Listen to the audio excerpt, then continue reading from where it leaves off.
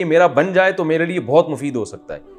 تو بادشاہ یہ چاہ رہا تھا کہ اس کو ڈرا ڈرا کے قتل، یعنی ڈرائے، قتل کی دھمکیاں دے تاکہ یہ قتل نہ ہو اور یہ موت کے خوف سے جو ہے نا ایمان چھوڑ دے.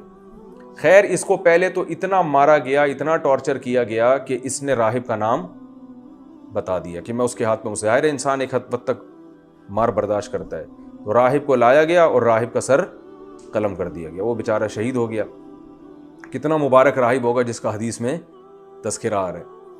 تو اور اس کو کیا کیا گیا کہ اس کو بادشاہ نے کہا کہ لوگوں سے کہا اپنے درباریوں سے کہ اس کو لے کے جاؤ پہاڑ پہ اور نیچے کھائی دکھاؤ، اس کو ڈراؤ، ٹھیک ہے نا، اور اس سے کہو کہ یہ عیسائیت چھوڑ دے، نہیں چھوڑتا تو ہم تمہیں یہاں سے گرا کے ہلاک کر دیں گے. تو اس کو لے گئے، اس نے کہا ہلاک کر دو، میں تو عیسائیت نہیں چھوڑنے والا. تو اللہ کی قدرت کیا ہوئی ہے کہ وہ پہاڑ پہ ایسا کچھ زلزلہ آیا، وہ سارے مر گئے اور یہ بچ گیا، اکیلا واپس آ گیا. تو بادشاہ نے پھر لوگوں کو کہا کہ اس کو سمندر میں لے جاؤ. اچھا اب یہ خبریں لوگوں میں مشہور ہونا شروع کی، ایک نوجوان ہے بھائی وہ اس طرح کا ہے، کیونکہ اللہ تعالیٰ مشہور کر رہے ہیں نا تاکہ اس سے کام لینا ہے اللہ تعالیٰ نے. تو اس کی خبر کہ بھئی یہ تو آنکھوں پہ ہاتھ لگائے تو بینائی واپس لوٹ آتی ہے. تو یہ سب کو یہی کہتا بھئی میں یہ نہیں کر رہا، اللہ پر ایمان لے کر آؤ، یہ میں نہیں کر رہا، یہ اللہ کر رہا ہے، تو اللہ کی قدرت پر ایمان لے کر آؤ. تو اب اس کے یہ واقعہ بھی مشہور ہونے شروع ہو گئے، بھئی پہاڑ سے گرایا نہیں مر رہا. تو اس کو سمندر میں لے کر گئے، بیچ سمندر میں بادشاہ نے کہا اس کو غرق کر دینا اگر یہ ایمان نہ لے کر آیا. تو ڈرایا نہیں، یعنی ایمان نہ چھوڑے، اگر یہ ڈرایا وہی اثر نہیں ہوا اس کے اوپر. تو وہ کشتی الٹ گئی، سارے مر گئے، اس کو اللہ نے بچا لیا، یہ پھر واپس لوٹ آیا. کشتی الٹ گئی یا کیا ہوا مجھے پوری تفصیل جتنی حدیث میں ملتی ہے بس یہ کہ وہ غرق ہو گئی، یہ بچ گیا. تو جب یہ واپس آیا تو جب بادشاہ نے ساری کوششیں کر لی کہ بھئی یہ اچھا لوگ آہستہ آہستہ مسلمان ہو رہے ہیں، تو اس نے بادشاہ کو کہا کہ اے بادشاہ اگر تو مجھے قتل کرنا چاہتا ہے تو جو طریقہ میں بتاؤں نا اس طریقے سے قتل کر. اب لوگوں میں تو شہرت ہو چکی تھی کہ بادشاہ نے سارے حربے استعمال کر لیے مگر یہ قتل نہیں ہو کے دے رہا. اس نے کہا جو طریقہ میں بتاؤں گا اس طریقے سے تو مجھے مارے گا تو میں قتل ہو جاؤں گا. بادشاہ تو چاہ رہا تھا اس سے جان چھڑائی ہے تو ہمارے لیے مصیبت بن گیا. بادشاہ نے کہا کیا طریقہ؟ اس نے کہا بھائی چوک پہ کھڑا کر کے میرے اوپر تیر مار اور یہ کہے بسم اللہ وربی ھذا الغلام، بسم اللہ ربی ھذا الغلام، اللہ کے نام سے جو اس لڑکے کا رب ہے. یعنی اس نوجوان نے یہ قربانی دی کہ جب یہ بادشاہ یہ اناؤنس کرے گا نا، یہ لفظ بولے گا تو لوگ کہیں گے بھئی اللہ کا نام لینے سے تو قتل ہو رہا ہے، ویسے قتل نہیں ہو رہا. یعنی بسم اللہ کی برکت بھی سامنے آئے گی اور لوگ اللہ پہ اور یقین کریں گے. تو نوجوان نے یہ قربانی دی. تو جب اس کو اس طرح سے چوک پہ کھڑا کیا گیا اور اس کے تیر مارا گیا نا، تو جب بسم اللہ ربی ھذا الغلام کہا گیا، یہ تیر اس کی کنپٹی پہ لگا اور اسی وقت یہ شہید ہو گیا.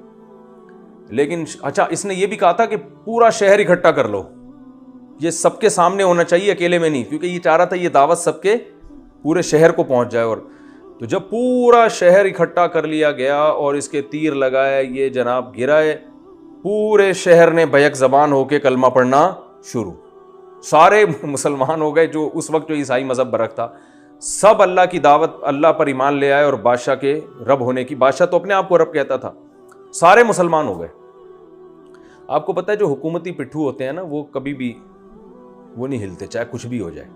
جو بادشاہ کے درباری ہوتے ہیں نا خاص، بہت کم ان میں لوگوں کو ایمان کی توفیق ملتی ہے. تو قرآن کی تاریخ سے بھی پتہ چلتا ہے کہ ظالم بادشاہوں میں بعض دفعہ پوری قوم ان کے خلاف ہو گئی، لیکن ان کے جو درباری ہیں وہ ان کا ساتھ نہیں چھوڑتے. تو ایسا ہی ہوا کہ پوری قوم مسلمان ہو گئی، لیکن جو بادشاہ کے درباری تھے، اس کے خاص لوگ تھے جو ہر وقت بادشاہ کے ساتھ رہتے تھے، وہ بادشاہ کے ساتھ تھے. تو بادشاہ نے یہ کہا کہ بھائی یہ تو پوری قوم ہمارا دین چھوڑ دیا اس نے اور مجھے خدا ماننے سے انکار کر دیا ہے، اب ایک ہی حل ہے کہ ان کو زبردستی مجبور کر کے اس دین برحق سے دور کرو. اور اس کا طریقہ یہ ہے کہ شہر میں جگہ جگہ خندقیں کھودی جائیں، ہر گلی میں ہر محلے میں خندقیں کھود کے اس میں لکڑیاں ڈالی جائیں، آگ جلائی جائے اور پھر ایک ایک کو پکڑ کے اس آگ میں جھونکا جائے. تو جو اس آگ کو دیکھ کے ڈر جائے اور کہے کہ میں اپنا دین چھوڑتا ہوں تو اس کو تو بچا لو، باقی سب کو کیا کر دو، آگ میں ڈال دو. تو یہ وہ خندقیں تھیں. تو ایک ایک کو پکڑ کے ڈالا گیا. صحیح حدیث میں آتا ہے آپ صلی اللہ علیہ وسلم نے ارشاد فرمایا کہ 3 بچے ہیں جو ماں کی گود میں بولے ہیں.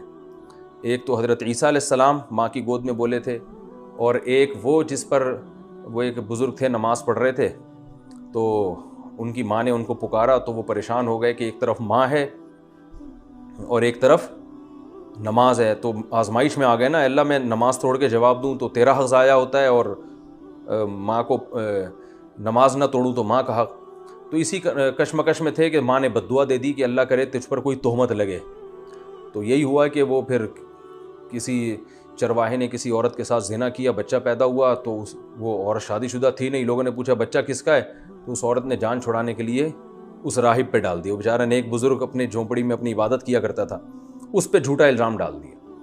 لوگوں نے پکڑ کے مارا اس کو اور اس کے وہ عبادت خانہ گرا دیا. تو اللہ تعالیٰ نے اب اس پر رحم کیا، تو جو ہے نا ماں کی گود میں بچہ بولا کہ میرا جو ہے نا اس کے پانی سے اللہ نے مجھے پیدا نہیں کیا، بلکہ مجھے فلاں کے پانی سے اللہ نے پیدا کیا، وہ چرواہے سے. تو یہ کرامت اس راہب کی ظاہر ہوئی. تو اللہ نے اپنے حق کی وجہ سے اس کی عزت کی بھی حفاظت کی، لیکن ماں کی بد دعا بھی لگی اس کو. تبھی امام ابو حنیفہ رحمہ اللہ تعالیٰ اسی حدیث کی بیس پہ کہتے ہیں کہ اگر نماز کی حالت میں ماں پکارے اور اس کو پتہ نہیں ہے کہ آپ نماز پڑھ رہے ہیں تو نماز توڑ دینی چاہیے. تو اب کیا مسئلہ ہوا کہ وہ بچہ بھی ماں کی گود میں بولا. تو خیر جب لوگوں نے کہا یہ تو راہب بڑا نیک آدمی ہے، بچے سے اللہ گواہی دلوا رہے ہیں، تو اس راہب کو دوبارہ پروٹوکول دیا گیا اور اس سے کہا ہم آپ کا عبادت خانہ سونے کا بنا کے دیں گے. اس نے کہا نہیں بھائی، وہ مٹی کا گھروندہ ہی بنا دو میرے لیے، جب عبادت ہی کرنی ہے تو سونے کے محل کا کیا کرنا. تو یہ ایک بچہ ماں کی گود میں بولا، ایک عیسیٰ علیہ السلام، اور ایک تیسرا ایک اس واقعے میں. تو نبی صلی اللہ علیہ وسلم نے فرمایا کہ جب سب کو لا کے آگ میں ڈالا جا رہا تھا، نہیں وہ اتنا دودھ پیتا بچہ نہیں تھا جو یوسف علیہ السلام کی گواہی جس نے دی تھی نا، واسع خان، تو وہ آپ جتنا کم از کم ہوگا. تو یہ جو تھا حدیث میں آتا ہے کہ ایک عورت کو لایا گیا، اس کی گود میں جو ہے نا دودھ پیتا بچہ تھا. اب اس عورت کو اپنے بچے کا خیال آ رہا تھا، یہ بچہ کیسے آگ میں جلے گا نا. وہ بیچاری، باقی لوگ تو گر رہے تھے، ایمان اتنا مضبوط تھا ان لوگوں کا، اس بچے نے قربانی ایسی دی تھی نوجوان نے کہ وہ آگ میں گرنے کے لیے تیار. تو وہ بچہ، ماں جو ہے نا ہچکچا رہی تھی کہ ایک طرف کفر ہے کہ میں اللہ کا انکار کر دوں، اور ایک طرف یہ آگ ہے، اور پھر بچے پہ ترس آ رہا تھا اس کو کہ بچے کو کیسے میں ڈالوں. تو نبی صلی اللہ علیہ وسلم نے ارشاد فرمایا کہ اللہ نے اس بچے کو قوت گویائی عطا فرمائی.